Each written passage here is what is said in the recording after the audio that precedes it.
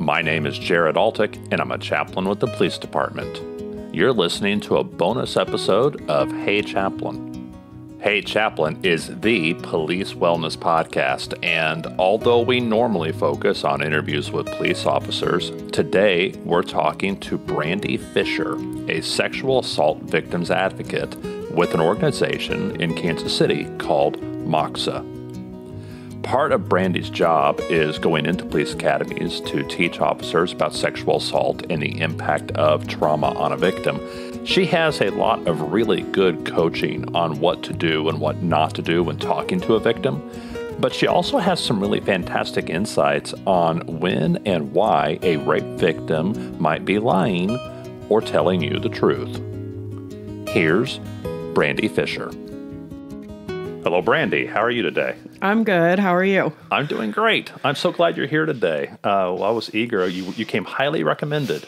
And I said, send me somebody who can really talk about this. And they said, let me send you Brandi Fischer. And so I'm glad you're here.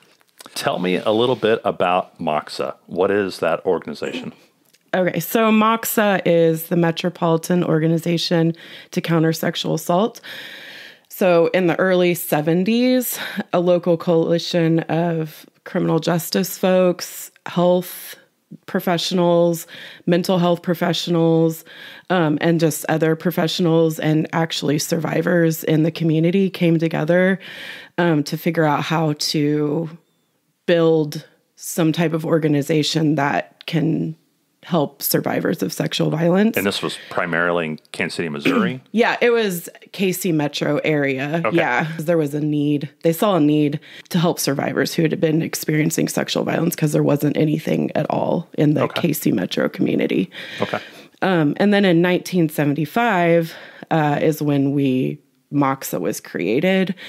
When we were first created, we offered our crisis line advocacy and counseling services. So that's kind of primarily what we did in the beginning. It seems really advanced for the 1970s. Yeah. I'm surprised, actually. Yeah. It was like pretty common. That's when kind of some of the domestic violence agencies were starting to come about, like where people would have a house and they would let survivors of domestic violence come stay at their house. Oh, wow. So it was kind of that feminist movement of all of those things. Like we have to support these people who are being harmed. So there was a lot of that happening in that time period. Okay. Yeah. Okay. So Kansas City is actually a large metro area that straddles the state line between Kansas and Missouri. And so a lot of people don't even realize there's two Kansas Cities. And so when we say Kansas City, most of the time, the Kansas City Chiefs, Kansas City Royals, we're talking about Kansas City, Missouri. But there's also a Kansas City, Kansas. And then there's several other cities across, 5 or 6 counties that make up the Kansas City metro. And MOCSA is serving sexual assault victims in both sides of the state line. Yes. And in all of those counties, plus a little extra, right? Yes. Okay. Yeah. It's interesting because we're in Jackson County, which is where Kansas City, Missouri is, and it's a huge metropolitan area. And then we're in Cass County, which is very rural. So we are adjusting even our advocacy when we're going out into places like that because it's just a different... Yeah, from true like urban core to rural farmland. I mean, there's the whole... you get the whole spectrum. Yes. Yeah, and lots of suburbs in between and everything. Yeah, exactly. So you were telling me before we started that you're actually really proud of MOCSA. I am. And we're actually now the largest rape crisis center in the United States. Oh, wow. And we're actually celebrating our 50th anniversary next year. So 2025 will have been around for 50 years. What's a rape victim's first interaction with police? So they walk into the ER. They say, I've experienced sexual violence. I was sexually assaulted, whatever. The hospital staff will put them in a room and they'll call a SANE, a sexual assault nurse examiner. And they'll do what we call the rape kit. They do the exam for the rape kit, which is evidence collection. And the nurse will ask, we also, a MOCSA advocate will be there. Like the nurses call us automatically. So we go sit in the room with the survivor during the exam. Okay. And then the advocate, the nurse, we'll have conversations with the survivor. Do you want to make a police report? If they say yes, then the nurse calls the whatever police jurisdiction where the crime happened. Right. They call them, and then we just wait for them to come out, and they'll take the report in the hospital. Usually get a uniformed officer or a detective? Most of the time, it's a uniform officer. Every once in a while, a detective will come out if it's like serious injury or like there's something bad that happened. Right. Or like sometimes like if it was witnessed, like a detective will come out. If they have more to work with from a legal point of view, they might send a detective. Otherwise, you've got a uniformed officer coming out to take a report. Mm-hmm. How does that go? And let me ask specifically, how does that go wrong?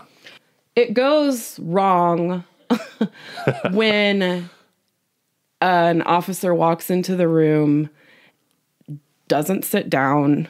Like, we can always find another chair. Like, hospital rooms are small, so... So a big, tall officer walks in and stands, looms over the victim. Literally. I mean, I've seen that happen. Like, this big, giant guy walked in, and it's this little, tiny girl, and he's just standing over her. And I'm like, please sit down. Like, just being eye level with people, because it's the power, right? Like...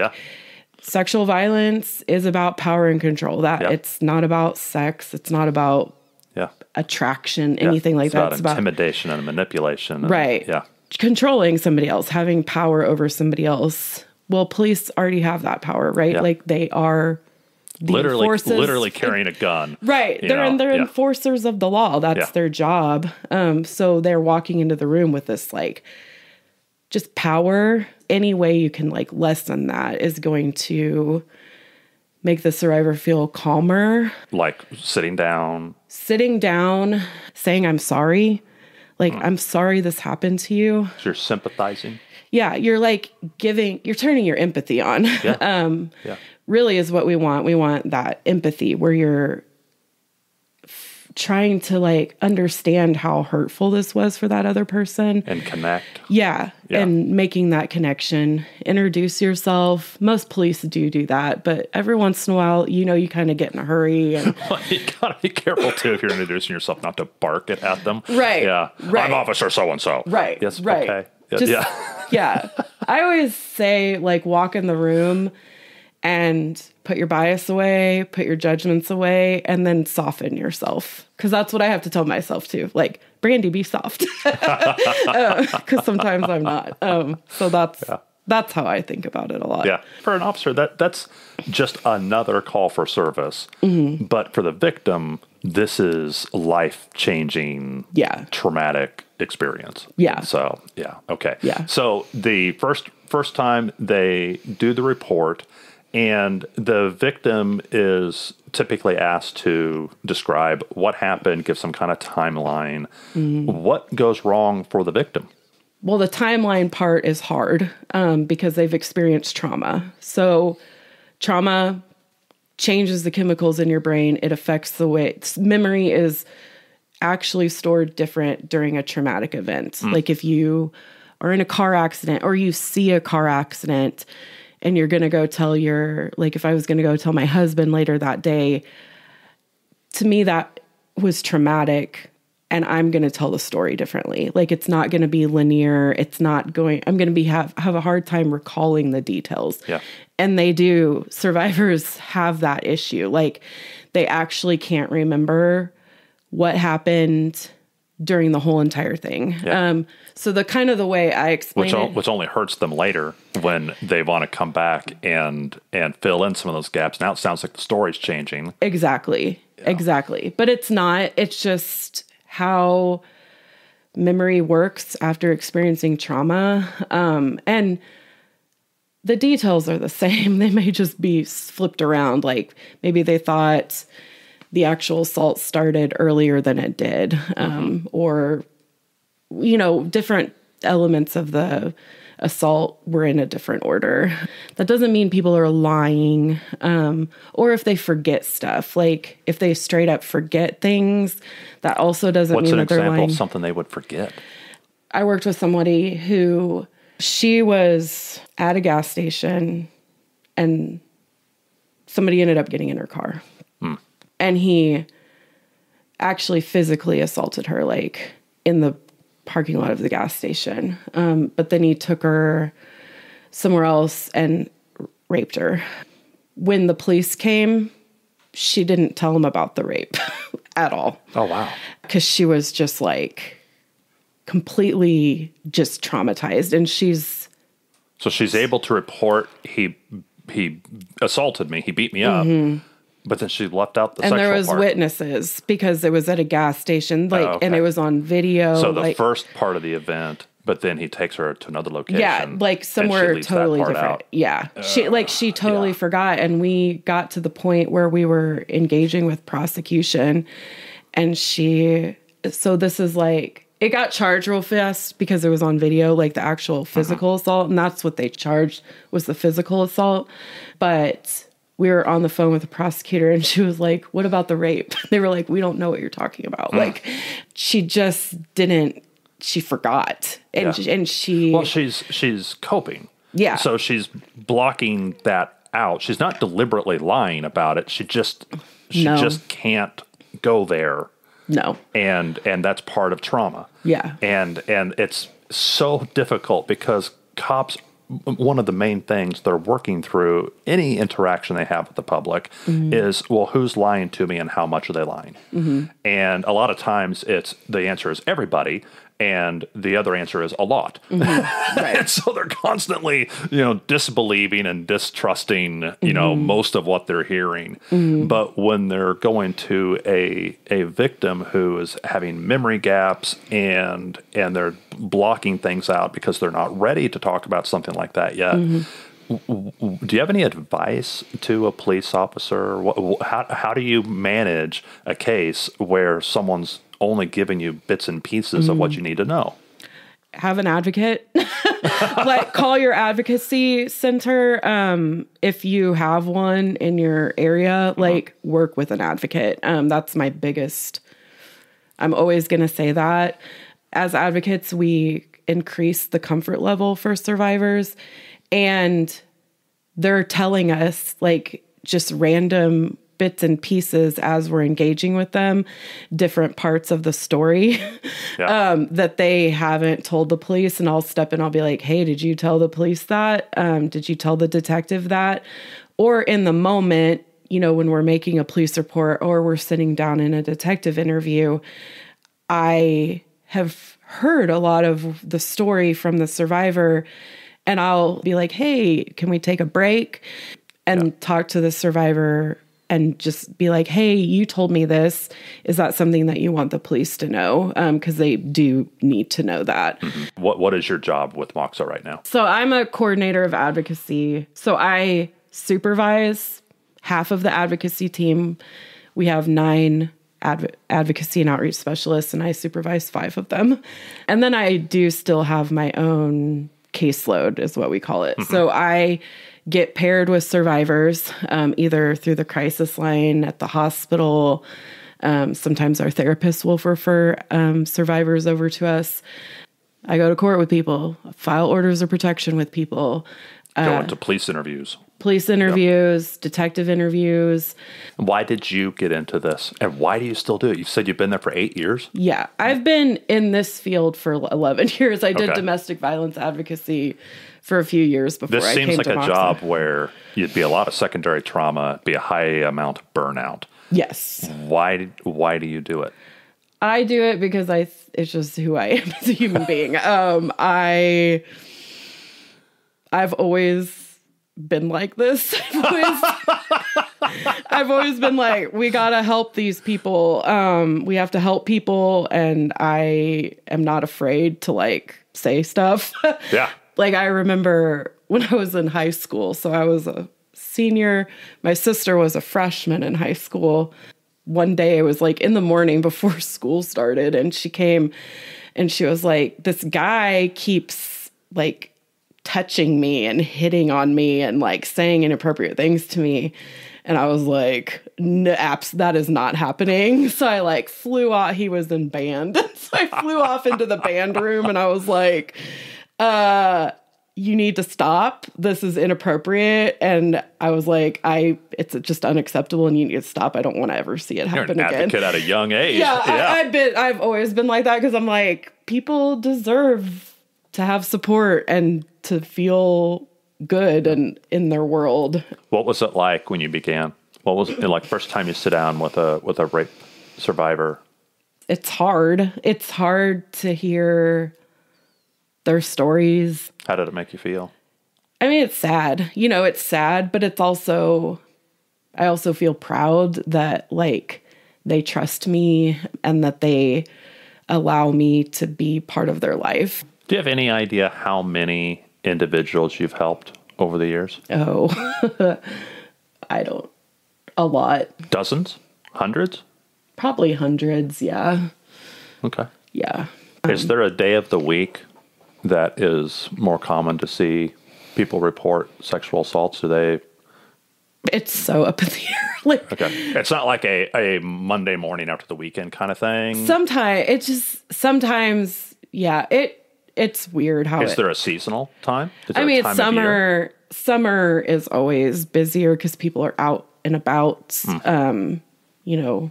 out in the community, out drinking. I mean, yeah. Alcohol is the number one drug used to facilitate sexual violence. Yeah.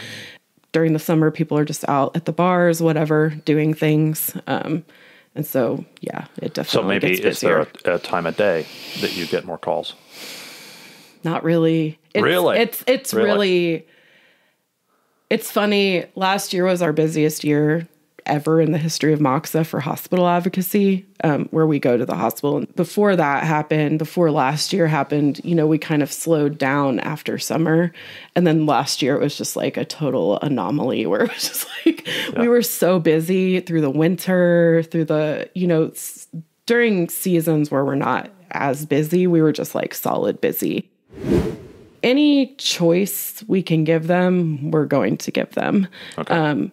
As an advocate, I talk to them the pros and cons of everything. So here's the pros, here's the cons of making a police report.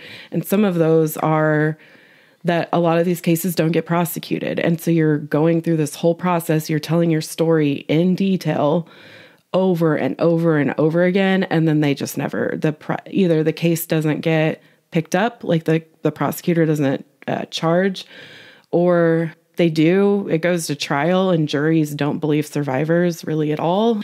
And so they're, found not guilty and there's no justice. Like people want justice because that's the way our world is set up, is to, when a crime happens to you, you get justice through the criminal justice system. And a lot of these survivors don't. So like it's sad. It's kind of a negative. It's like a downer. I'm like, oh, I'm a big downer right now. But we have to tell people that. We have to tell them the pros and the cons. In your estimation, just, your opinion, what percentage of rape survivors have their attacker prosecuted successfully? Oh, it's like less than like 2% or something. It's like 1 out of 50. Oh, it's less than that. Okay. You believe it's less than 1 out of 50 are actually successfully prosecuted. Oh, definitely. I've been at MOCSA for 8 years.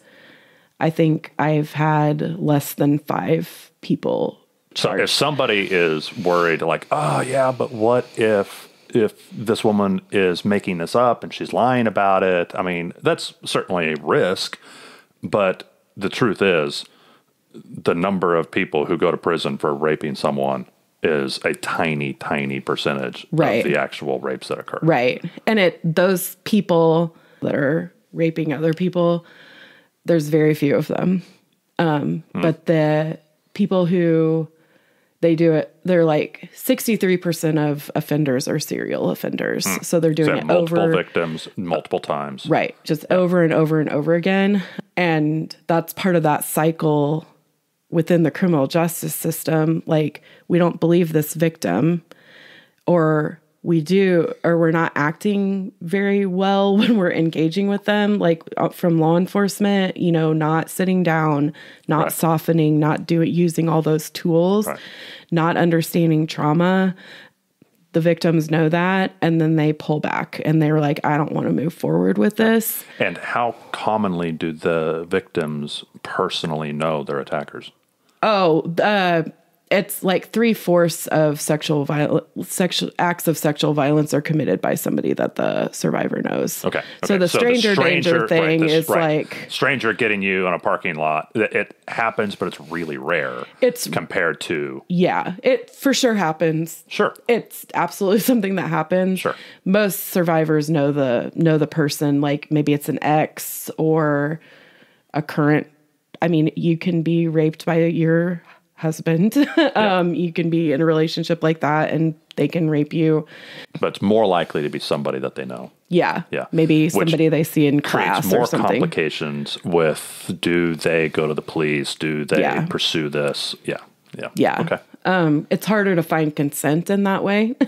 Yeah. You know, if you're in a relationship with this person and you've had sex before, well, you did that before, so you must have wanted it or whatever. Yeah, there's a lot to it. Okay. So one of the things you do is you go into police academies and teach. You teach recruits, you teach officers, like they're doing like CIT training. What is the biggest takeaway? If you go in there and spend an afternoon teaching them all this stuff, what's like the main takeaway? What's the one or two things that are really important for police officers to know? To understand trauma, like that's a huge deal, and how it affects your memory, how those responses, fight, flight, or freeze, are automatic. It's your like lizard brain, I guess is what people call it. Like it's happening at an instinctual level. Right. Like at a level that we can't control. Like we cannot control that. One of the things about freeze, right? Like you're frozen, like you can't actually physically move. So that's something that, you know, sometimes police will get hung up on. Why didn't you run Why didn't away? you fight back? Yeah. Well, I like actually couldn't fight back. And that's okay. That doesn't mean that it didn't happen or that they wanted it to happen. It just means that they couldn't. Trauma. That's what trauma does. Yeah. And the other thing I really try to like focus on is like the concept of like start by believing. So you're walking into the room. I mean, most of the time, you know, you're responding to some type of like sexual assault, like, or something like that. Like you can prepare, like I'm getting ready to do this type of call. So you're walking in the room, you're putting your bias away, you're putting your judgments away, and you're softening yourself, and you're just like, I'm going to believe them. And then when you get in the room, like sit down, introduce yourself, say you're sorry. Like say, I'm sorry we had to meet this way, or I'm sorry this happened to you. It's really, or you can just say, I'm sorry. Yeah. Like it doesn't matter how you say it. It is so important for survivors to hear that, because it creates this like sense of like, I'm being believed and they care about me. They actually care about me and that I was hurt. Like they're trying to help me. Yeah. And that's what police are around for. They're to help us. To the police officers listening right now, what's the one thing you have to stress? Advocacy. Like having an advocate available to people is really important. And you felt like you had to stress that, right? Yeah. I do have to stress that. It's just, it changes everything. It leads to more prosecutions. It leads to what? Yeah, I think when you have a survivor who's really into the process and wants to provide every bit of information they can and wants to be available through the criminal justice process, having an advocate there is going to help that along, because we increase that comfort level. They are more likely to follow through. Cops develop an instinct about who's lying to them, and that doesn't always serve them well. Yeah. What do you say to a cop who's looking at a victim and he's just like, I just don't think she's telling the truth. He's got little red flags that are going up, and he may or may not be right. But what do you say to him? I would say, check yourself. Check yourself. Where is that coming from? Because it's probably coming from somewhere. Most survivors don't lie. It just doesn't happen very often. They say that about like maybe 7% of survivors of sexual violence lie about what happened. And that's kind of in line with any other type of crime. There's always going to be people who aren't being honest about what happened. Right. There's a small percentage. I have theories about all that, just your personal opinion that I have developed as an advocate. Some of my favorite detectives that I've worked with, they're like, why do you just believe everybody? And I'm like, because that's my job. And I know I've been doing this work for so long. I know, and I see it. People just don't lie about this. They do back out a lot of the times. I was at a training years ago, and a chief of police was in the training, and he was challenging me on believing people. And I called him out, and I was like, the reason that people aren't following through and aren't coming back is because of your attitude. I was like, I've noticed your all's attitude in this training. It was a day-long training. I was like, you guys have an attitude about not believing survivors. People know that. Like, survivors are in tune. Even if you don't say it out loud, they're in tune with your body language. They're picking up that they're not getting anywhere, and so they just bail. Yeah. And they're like, well, they're uncooperative. Well, that's on you, to be honest. Like, most of that is on you and how you were treating them. So detective-wise, some of the best detectives that I've ever worked with, they come in, they introduce themselves, and then they just say, tell me what happened in your own words, however you want to do it. It's just very open-ended. And then they just sit there and listen, and they take notes, and then they go back after the survivor's done talking and kind of fill in those gaps that maybe the survivor missed. And it's kind of the same with initial reports, when they're just making that first report to an officer, like not asking a lot of questions, letting the survivor tell you what happened in their own words, sitting down, like if a survivor goes to the police station, don't take the report in the lobby of the police station. Like, even if there's nobody there, don't do it. Give them some privacy. Yeah. Every police department has at least a room. I mean, even some of them will take them into the regular interview rooms. That's fine. How much of a disadvantage is it if a detective's a big, tall, scary-looking male versus a female? Can a male detective overcome that? Yeah, people ask that all the time, and I'm just like, most police officer are male, right? Oh, yeah. That's just what it is. Yeah. People know that, the whole world knows that, right? I haven't met anybody who isn't like, oh, I know I'm going to get a female police officer. We all know that. Survivors know that. They know that if they want to make a police report, the chances that it's going to be a man is high. It's that softening yourself. You could be the biggest, hugest person, but if you're sitting down, you're kind of more at their level. Yeah. Just, breathing a little bit before you go in, and just, it's a human thing. We're connecting in a human way. We do that outside of our jobs all the time. That's what this is. You're connecting with them as a human. You're just taking a report, and the detective's job is to talk to them later, get more details, and then investigate it and figure out what happened or how it happened. Brandi, thank you so much for coming in today. It's such an important thing that you do, and I love that you partner with police to help them understand their role in it a little bit better. Thank you.